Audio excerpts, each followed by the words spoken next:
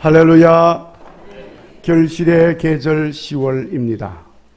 풍성한 결실을 맺는 10월 달이 되기를 간절히 바랍니다. 오늘은 세계 성찬주의를 맞이해서 성찬식을 거행하게 될 텐데, 먼저 하나님 말씀으로 하늘의 문에 선 사람의 삶을 살자, 이런 제목으로 같이 은혜를 나누려고 합니다. 저는 우주 공상과학 영화를 참 좋아합니다. SF 영화라고 그렇게 말을 하는데, 거기에 보면은 우주로 순간 이동하는 장치, 텔레포트라고 하는 게 있는데, 그것을 스타게이트라고 부릅니다. 우주로 나갈 수 있는 문이라는 거죠. 스타게이트. 그런데 오늘 말씀에 하늘의 문이라고 하는 것이 있습니다. 근데 이 하늘의 문은 우주로 가는 문이 아니라 하나님의 보좌로 향하는 문이라고 하는 것입니다. 여러분, 우리 성도는 항상 하늘의 문에 선 사람임을 깨달으시기를 바랍니다. 왜냐하면 하나님의 집이 하늘의 문이기 때문에 그렇습니다. 여러분, 이 말은 제 말이 아니고 오늘 본문에 나오는 야곱이 고백하는 말인 것입니다. 17절 말씀을 보면 야곱의 고백입니다. 두렵도다 이곳이요, 이것은 다름 아닌 하나님의 집이요 하늘의 문이로다 하고 고백을 합니다. 하나님의 집이요 하늘의 문이라고 한 이곳이 어디냐? 그곳은 야곱이 노숙하려고 누웠던 루스라고 하는 한 지역의 한적한 광야였습니다. 야곱이 아버지 이삭이 거주하는 유다 광야 부엘세바에서 더 이상 살 수 없는 형편이 되었습니다. 그래서 외삼촌 라반이 살고 있는 저 오늘날 이라크 북부 지역인데 하란 땅으로 가게 되었습니다. 야곱은 형의 장자의 권리를 나섰습니다. 그리고 아버지를 속이고 장자의 복을 몰래 받았습니다. 그런 사실이 발각이 되었습니다. 형도 알게 되고 아버지도 알게 되었습니다. 형 에서의 분노를 사게 되었고, 에서는 야곱을 반드시 죽이겠다 하고 벼르고 있습니다. 아버지를 속였으니 또 사실 아버지 볼 면목도 없습니다.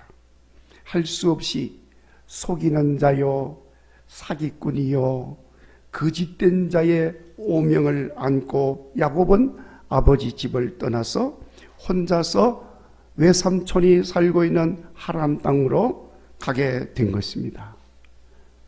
그 먼 길 혼자서 가려니 얼마나 위험합니까? 또 혼자서 가니 얼마나 외롭습니까? 그리고 다른 것도 아니고 집을 떠나서 도망가는 신세가 되었으니 또 얼마나 처량하겠습니까? 그런 야곱이 그런 심정으로 루스 땅을 이제 이루게 되었는데, 그것에 이르렀을 때 밤이 되었습니다. 노숙하려고 누웠는데 꿈에서 사닥다리가 하늘에 닿아 있고 사자들이 사닥다리를 오르락 내리락 하고 있었습니다.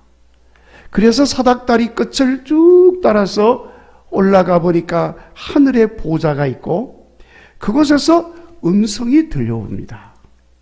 여호와 하나님의 음성이었습니다.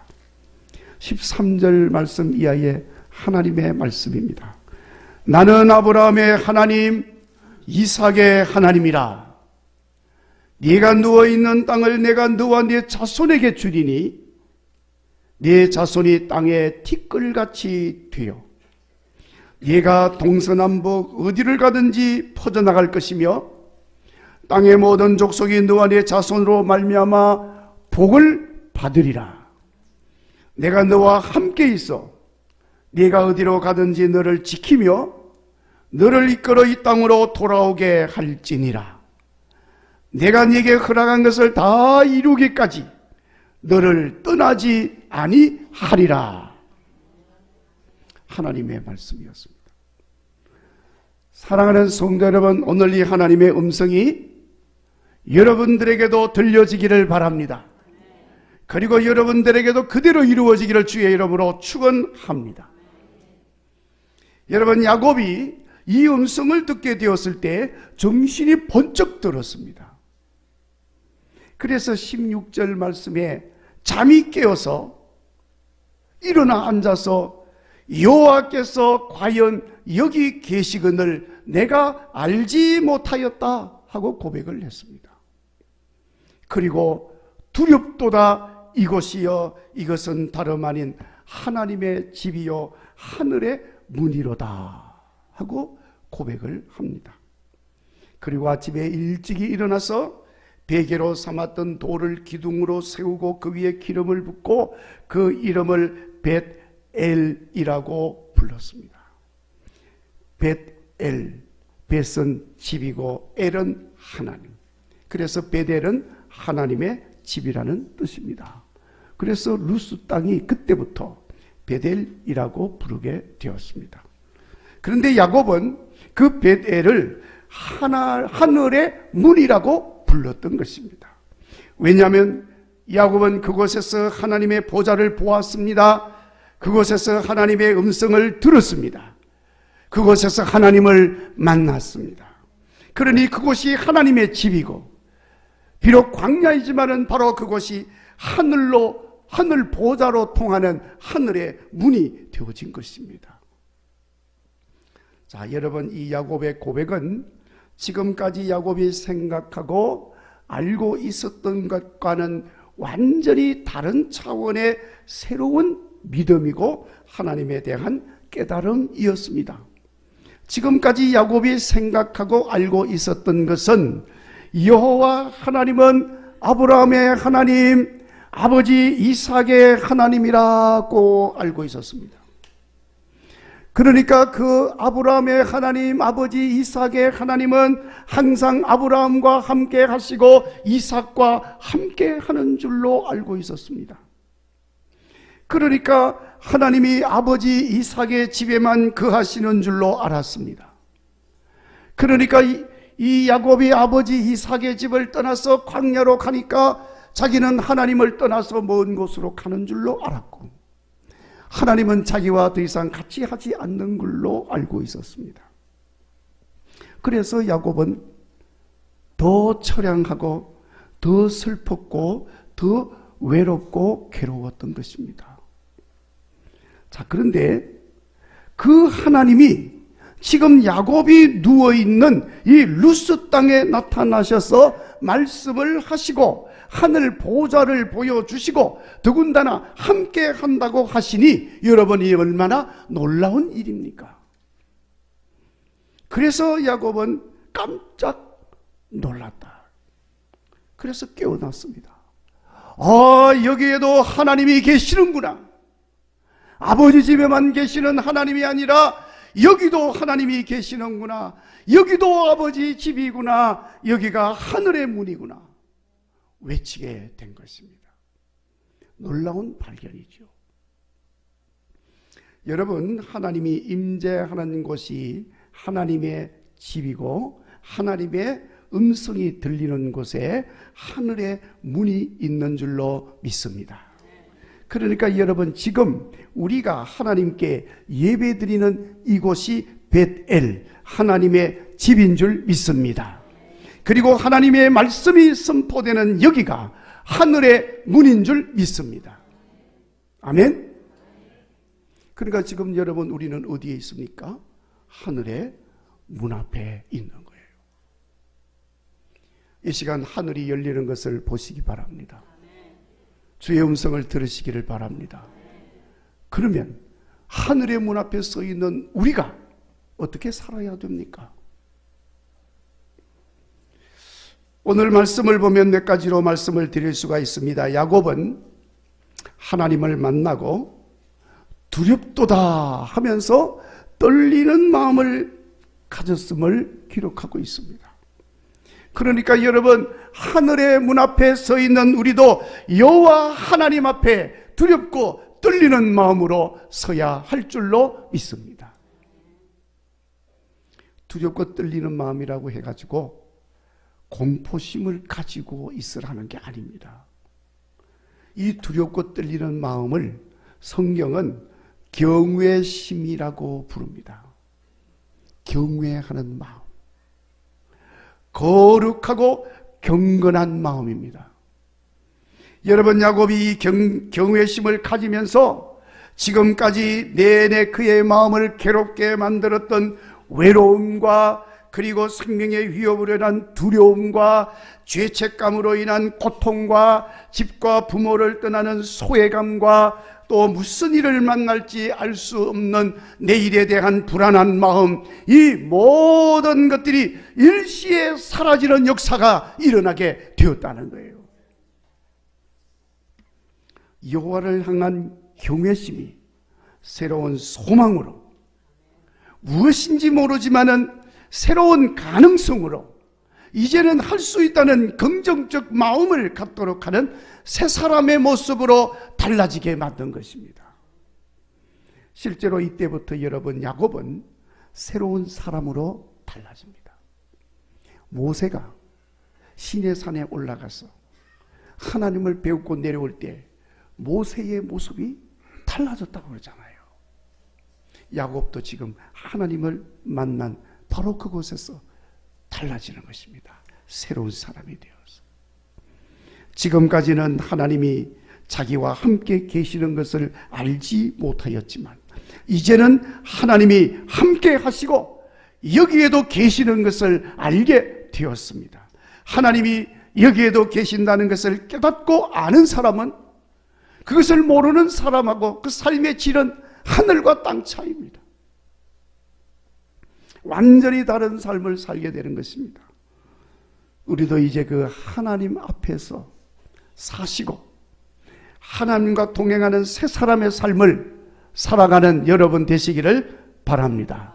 하늘의 문에 선 사람이니 하나님이 함께 하여 주시는 줄로 믿습니다. 그리고 하늘의 문에 선 사람은 하나님의 약속을 믿고 그 약속을 의지하고 사는 삶을 삽니다. 야곱은 하늘의 문이 열리면서 하나님의 약속을 받았습니다. 그러니까 오늘 말씀에도 나와 있는 것처럼 땅의 모든 족속이 너와 내 자손으로 말미암아 복을 받으리라, 복의 근원이 될 것이라는 약속이었습니다. 그리고 또 한 가지는 네가 어디로 가든지 너와 함께 있어 너를 지키고 이곳으로 돌아오게 할 것이다 하는 약속이었습니다. 그러니까 첫 번째 약속, 복의 근원이 되겠다고 하는 것은 하나님 자녀로서의 책임의식을 가지고 살아야 한다는 것을 말씀하고 있는 것입니다. 너로 하여금 모든 족속들이 복을 받게 된다고 그랬으니까 모든 족속들이 복을 받게 해야 되는 것입니다. 그리고 함께하며 지키신다는 것은 임마누엘 신앙을 가지고 살라는 것을 말씀하고 있는 것입니다. 그러니까 여러분, 하나님이 함께 하심으로 나도 복을 받지만 더 중요한 것은 내 주변의 사람들이 다 복을 받게 해야 하는 것입니다. 하나님이 나를 지켜주신 것처럼 나도 내 주변의 사람들을 복되게 살아갈 수 있도록 지켜주고 보호하고 안전하게 해 주어야 할 막중한 사명을 가진 사람이 되어지는 것입니다. 이것이 임마누엘 하나님 신앙을 가진 하나님 자녀의 삶이고 하늘의 문에 서 있는 성도들의 삶의 모습인 줄로 믿습니다. 그리고 하늘의 문에 선 사람은 베델, 하나님의 집을 세우는 자의 삶을 살아야 합니다. 다음날 아침 일찍 일어난 야곱은 그곳 이름을 벳엘이라고 이름을 짓고 서원을 했습니다. 오늘 우리가 읽지는 않았습니다만 22절 말씀을 보면 내가 기둥으로 세운 이 돌이 하나님의 집이 될 것이요 하나님이 내게 주신 모든 것에서 10분의 1을 반드시 하나님께 드리겠나이다 하고 서원을 하게 됩니다. 하늘의 문을 경험한 야곱은 완전히 달라진 새 사람의 삶을 살게 되어진 것입니다. 그러니까 그에게 이제는 비전이 생겨난 거예요. 꿈이 생겨난 것입니다. 하나님의 약속이 어떻게 이루어질 것인지는 알 수가 없지만 분명한 사실은 언젠가는 하나님이 인도하셔서 이곳으로 돌아오게 될 것이고 돌아오게 되면 여기 하나님의 집을 세울 수 있다는 확신을 가지는 거예요. 그러니까 이런 비전들은 하나님의 사람들이 세상을 사는 의미를 찾게 되고 목적을 발견하게 되고 그래서 세상을 더 힘차게 살 수 있는 동기부여가 되어지고 또 힘도 주는 것임을 알 수가 있는 것입니다. 하나님의 집을 세우고 11조를 드리겠다고 하는 것은 우리들에게 하나님이 주시는 비전과 꿈을 가진 사람의 삶을 산다는 것을 말씀하고 있는 것입니다.